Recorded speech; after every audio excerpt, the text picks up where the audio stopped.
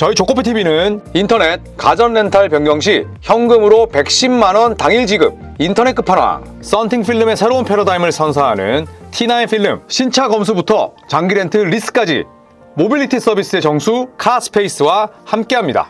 아직도 모르세요? 현금 지원금 110만원을 인터넷 끝판왕에서 지원해드립니다. 내가 내는 월 요금에 포함되어 있어서 안 받으면 나만 손해! 합리적인 요금 설계로 현금 지원금에 72만원 결합 할인까지 놓치지 마세요. 약정이 남아있어도 상관없습니다. 저희 구독자분들을 위해서 인터넷 끝판왕과 상담만 해도 스타벅스 커피 쿠폰을 쏩니다. 혹시나 현금 사은품을 더 주는 곳이 있다면 차액 150%까지 보상한다고 하니까 이 좋은 기회를 놓치지 마십시오. 다른 곳 알아볼 필요가 전혀 없습니다. 1555-3312 365일 상시 상담 가능하니 빨리 전화하세요. 1555-3312 더보기 고정 댓글 링크도 꼭 확인 부탁드리겠습니다. 네, 반갑습니다 여러분. 조코피TV의 조현일입니다. 자, 컵대회들 다 잘 보고 계신가요? 저는 개인적으로 컵대회를 썩 좋아하진 않습니다. 경기 수가 너무 들쭉날쭉해서. 자, 하지만 그 컵대회가 이제 곧 끝나면 또 NBA 스케줄은 정상화 되니까요. 일단 컵대회에 대한 리뷰도 함께 해보도록 하겠습니다. 자, 오늘은 좀 안타까운 소식을 전할까 합니다. 바로 데릭 라이블리 2세, 댈러스에서 뛰고 있는 유망주 빅맨인데 안타깝게도 시즌 아웃이 결정되고 말았습니다. 이번 비시즌 동안에 오른발 수술을 받았죠.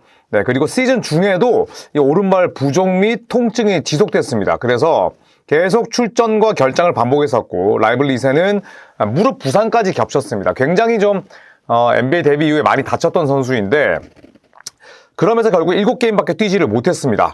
오른발 재수술로 시즌 아웃이 결정됐습니다. 이번 시즌 기록을 살펴보면 댈러스는 오늘 시점까지 팀이 소화한 25경기 가운데 라이블리 2세를 7번밖에 내보내지 못했습니다. 아까도 말씀드렸듯이 오른발 또 무릎에 대한 부상 때문이고요. 16.4분 뛰면서 4.3득점, 5.3 리바운드, 1.9 어시스트, 0.67, 1.6 블락을 기록을 했습니다. 다재다능한 빅맨이지만 뛰지 못한다면 가치는 떨어질 수밖에 없죠. 필드골, 자유투 전부 다 훌륭했습니다만 계속해서 출전 시간 제한 관리가 있었고 그리고 부상까지 겹치다 보니까 단 한 번도 시즌 개막하고 나서 제 컨디션으로 뛴 적이 없습니다. 나이가 굉장히 어린 선수입니다. 데릭 라이블리 2세는 2004년생이니까요. 상당히 젊죠 아직도. 네, 그리고 2월 12일생 2m 16cm 이번 여름에 키가 더 컸습니다.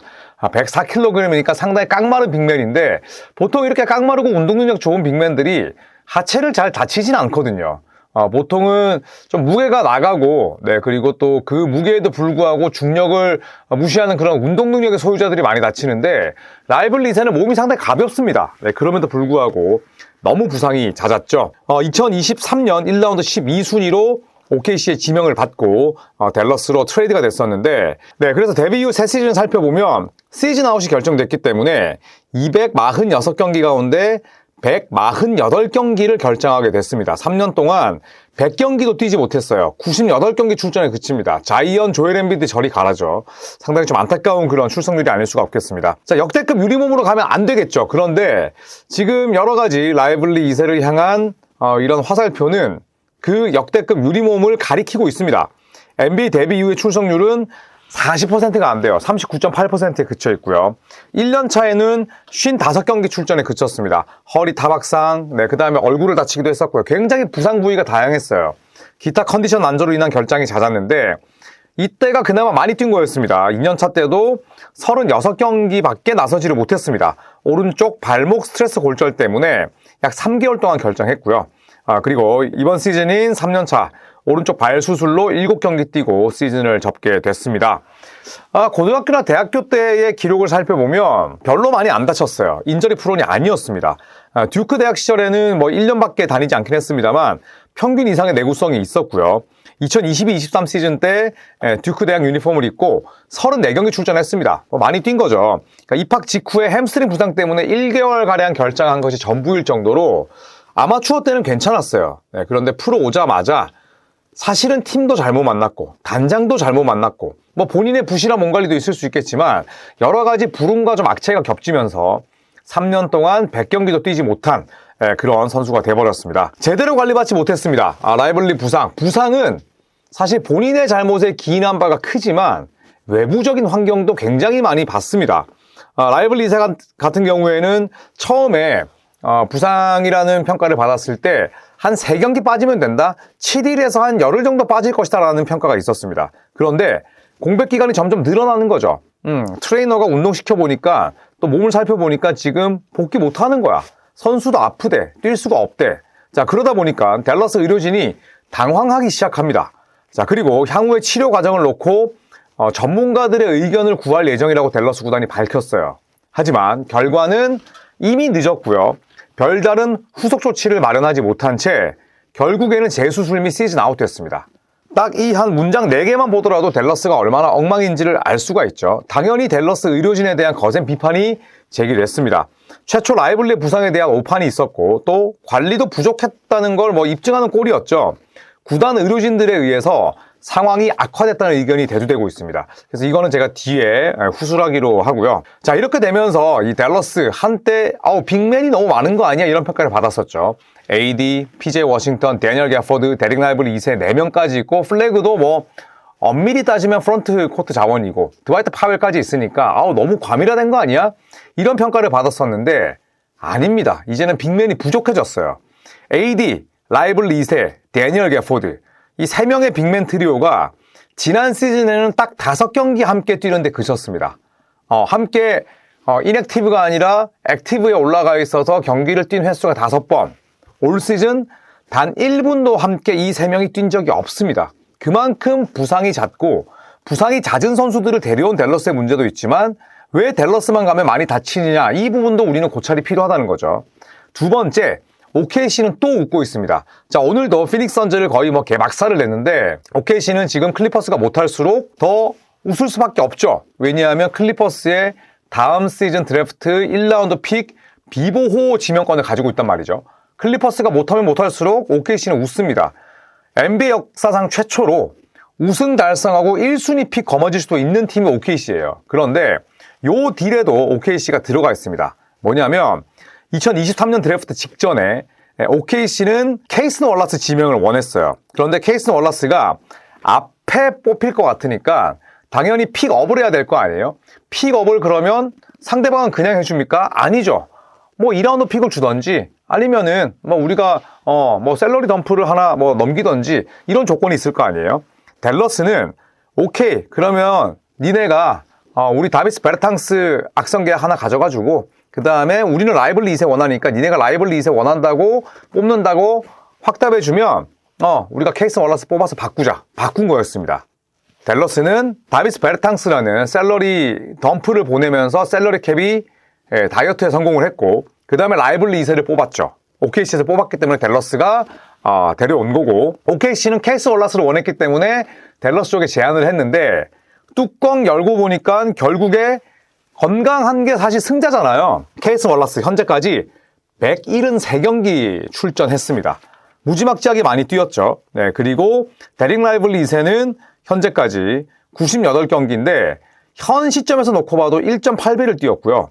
그리고 케이슨 월라스가 지금 25경기 가운데 23경기를 뛰었는데 50경기 더 뛴다고 치면은 라이벌리 2세보다는 2.5배를 더 뛰는 겁니다. 출석률에서 차이가 너무 나버렸죠. 자, 이런 것만 보더라도 케이슨 월라스가 평균 2자리 득점 뻥뻥 터트리면서 완전히 상대를 쌈 싸먹는 그런 공격력이나 수비력을 지닌 건 아니지만 출석률만 놓고 보더라도 지금 케이슨 월라스와 데릭 라이벌리 2세의 이 딜은 완벽하게 지금 OKC의 승리로 끝이 나는 거죠. 그만큼 OKC가 유망주들을 잘 평가하고 내다보고 바라본다는 거죠. 자, 이제 니코 해리슨 이야기를 좀 해볼까 합니다. 저도 이제 니코 해리슨 이야기 하기는 좀 지겨운데요.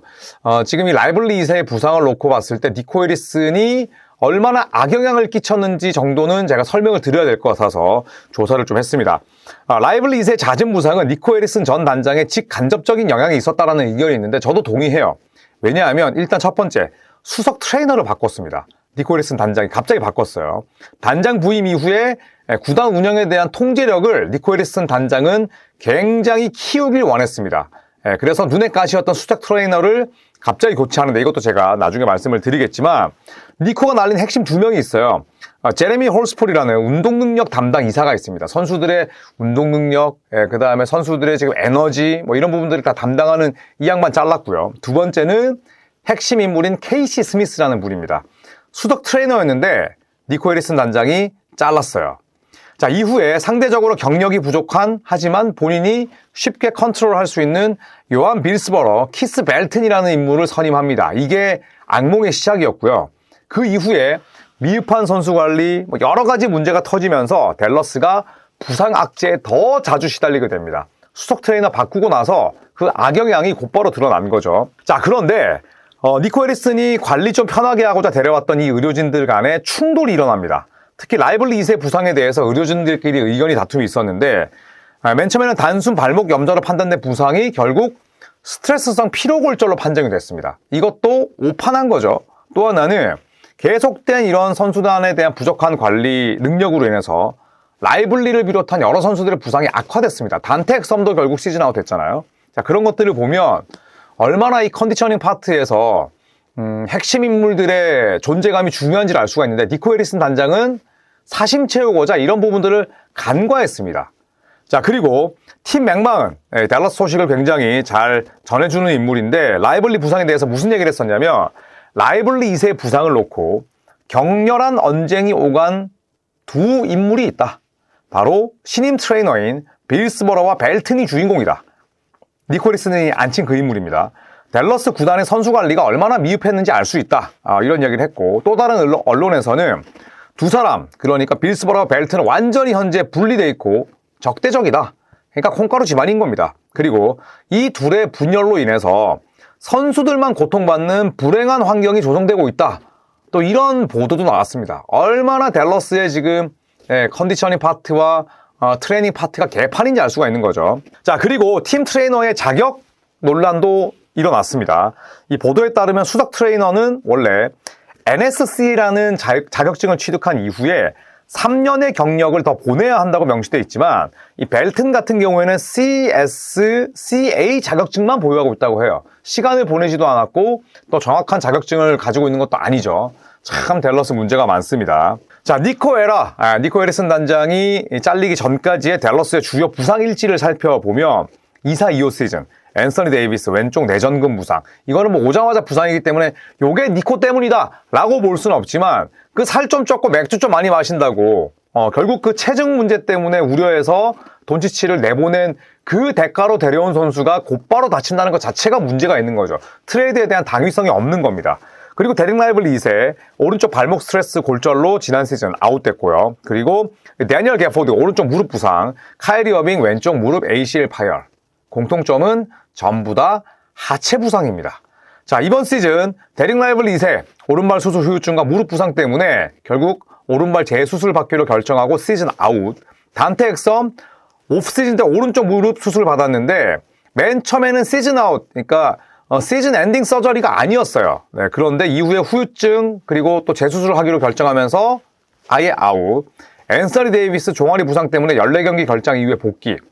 그토록 본인이 내보내고 싶어 했던 돈치치가 체중 증가하는 게 싫어서, 꼴배기 싫어서 내보냈는데 그 반대급부로 데려온 선수가 돼지되면서 결국 종아리를 다칩니다. 참 이것도 아이러니한 거죠. 2사2호 시즌을 시작으로 이번 시즌 현재까지도 댈러스는 지속되는 부상의 악순환에 놓여 있습니다. 니코 단장 부임 이후에 의료진 파트는 매 시즌 어수선해지고 다운그레이드가 됐고요. 선수 관리 시스템에 어마어마한 악영향을 끼쳤다는 지적이 잇따르고 있습니다. 자, 결국에는 니코 해리슨이 내보낸 핵심 인물 가운데 우리가 기억해야 될 그 하나의 이름은 케이시 스미스예요. 아마도 저만큼이나 또 NBA를 많이 아시는 분들이 계시기 때문에 이 이름을 다들 한 번쯤은 들어보셨을 겁니다. 자, 케이시 스미스는 누구냐? 바로 2004년부터 댈러스의 수석 트레이너로 약 20년 동안 재임했습니다.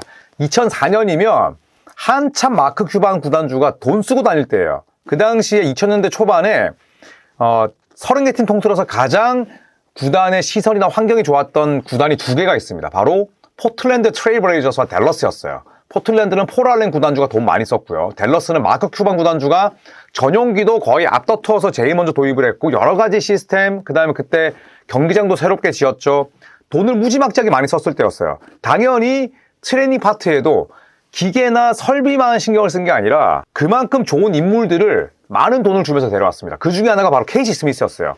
2004년부터 댈러스의 수석 트레이너로 약 20년 동안 재임했는데 그 능력을 인정받아서 미국 남자농구 대표팀의 수석 트레이너 경력도 있습니다. 그 콧대 높은 선수들을 관리하려면 트레이너들 힘들어요. 때로는 당근도 줘야 되지만 채찍도 줘야 되고 그 슈퍼스타들이 정말 듣기 싫어하는 말도 해야 되는 게 대표팀의 수석 트레이너 자리인데 그 미국 남자 농구 대표팀의 수석 트레이너도 지냈습니다.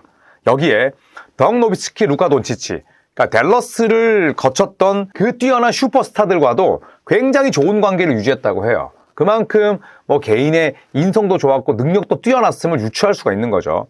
그리고 20년 동안 한 팀에서만 뛰면서 댈러스 구단 내에서 여러 파트로부터 아주 존경받는 인물이었습니다. 그런데 왜 잘렸을까요? 바로 니코 해리슨 단장의 욕심 때문이었어요. 니코 해리슨 단장은 표면적으로는 케이시 스미스가 너무 부정적이다 라는 이유로 해고를 했다고 하지만 중로는 스미스의 구단 내, 그러니까 댈러스 구단 내 영향력이 크다 보니까 20년 동안 일을 했잖아요. 그 구단 내 영향력을 니코 단장은 위협적으로 느낀 거죠. 그러니까 눈에 가시였던 거야. 꼴보기 싫었던 거죠. 그리고 자신의 권위를 확립하고자 별 이유 없이 경질했다는 것이 중론입니다. 그런데 경질 과정도 쓰레기였어요. 자, 스미스가 위독한 어머니를 간호하기 위해서 고향에 머무르는 동안에 화상회의를 통해서 스미스에게 해고를 통보했다고 합니다. 쓰레기죠. 20년 동안 일한 인물에게 이런 방식의 이별은 아닌 거죠. 그 정도로 니코 단장은 정말 인간적으로도 별로였습니다. 여파가 없었겠습니까? 당연히 있었죠. 스미스를 해고하면서 덕 노비츠키는 그때부터 댈러스의 구단 운영 개입을 줄이기로 결심합니다. 이건 아니다라는 판단을 했던 거죠. 내가 너무너무 사랑했고 21년 동안 청춘을 바친 곳이지만 케이시 스미스의 해고는 덕 노비츠키가 절대 받아들일 수 없었던 사안이었습니다. 또 하나는 빅딜이 터지기 전에 루카 돈치치 역시도 이 해리슨의 판단에 대해서 굉장히 화를 많이 냈고 결정적으로 돈치치와 해리슨의 관계에 아주 악영향을 미치는 그런 도화선이 됐다고 합니다. 궁극적으로는 2025년 2월 돈치치 트레이드로 이어진 구단 내부 혼란의 시발점이 됐다는 거죠. 그냥 케이시 스미스를 자른 게 일반적인 일이 아니었다는 겁니다. 댈러스가 가지고 있던 전통과 레가시를 싹 없애버린 거였어요. 지금은 어떻게 됐을까요? 댈러스는 완전 부상 병동됐죠. 라이벌리 2세처럼 댈러스가 진짜 많은 공을 들여서 키워야 될 선수가 병상에 누워 있습니다. 반면에 댈러스 시절에 제일런 브런슨, 댈러스에서 루키 시즌 보냈잖아요. 한솥밥을 먹었던 그 인연으로 케이시 스미스는 곧바로 뉴욕 닉스로 이직합니다. 이렇게나 능력이 있고 명망 있는 인물이 이직 안 하겠습니까? 뉴욕 닉스는 봉 잡은 거죠. 또 대처가 빨랐던 거고 닉스 구단 스포츠 의학 부문 부사장 직책을 맡게 됩니다. 그리고 2사2호 시즌 때 곧바로 뉴욕 닉스는 케이시 스미스 효과를 맛봐요. 뭐였냐면 탐 티보도 감독이 그렇게 주전들 굴려대고 진짜 갈아 마셨는데 정말 놀랍게도 뉴욕 닉스가 부상으로 인한 최소 경기 및 시간 결장을 기록하게 됩니다. 말이 안 되는 거죠. 티보도 감독이 진짜 제일런 브런슨, 조시 하트, 미켈 브리지스, 카렌서니 타운스 전부 다 35분 이상 내보내면서 그냥 죽어라고 그냥 뛰게 만들었는데 케이시 스미스 사단의 완벽한 컨디셔닝 프로그램으로 최소 경기 및 시간 결장을 기록합니다. 여기서 끝이 아니죠. 이직하자마자 케이시 스미스는 뉴욕 닉스를 올해의 애슬레틱 트레이닝 스태프상을 수상하게끔 만듭니다. 니코 단장이 얼마나 등신이었는지 아시겠죠. 그리고 왜 데릭 라이벌리 2세, 데니얼 게포드, 앤서니 데이비스, 단테 엑섬, 카이리 어빙, 왜 댈러스에 지금 누워있는 선수들이 많은지도 딱 알 수가 있습니다. 제가 내리는 결론은 라이벌리 2세 같은 선수는 OKC에 갔어야 됐다. 댈러스로 간 것 자체가 불행의 시발점이었고 또 하나는 이 운동을 업으로 하는 그런 선수들에게 또 한 프랜차이즈에게 있어서 수석 트레이너, 그 다음에 컨디셔닝 파트, 트레이닝 파트, 의료진 이렇게나 중요하다는 걸 우리는 라이벌리 2세와 니코 해리슨 단장의 사례에서 알 수가 있습니다. 자, 마치 니코 해리슨 단장의 컨텐츠 같긴 하지만 제가 하고 싶은 얘기는 그거였어요. 이 트레이닝 파트 너무너무 중요하다. 그리고 젊은 선수가 어떤 팀에 드래프트가 되고 어디서 경력을 시작하는지도 너무너무 중요하다. 이렇게 이야기를 하면서 저는 이 컨텐츠는 여기서 마치도록 하겠습니다. 자, 저는 오늘 밤에 KBL 중계 원주에서 합니다. DB 경기 더 많은 시청 부탁드리고 그리고 쿠팡플레이에서 하는 NBA 중계는 토요일부터 재개하니까요. 더 많은 사랑과 관심 부탁드리겠습니다. 고맙습니다.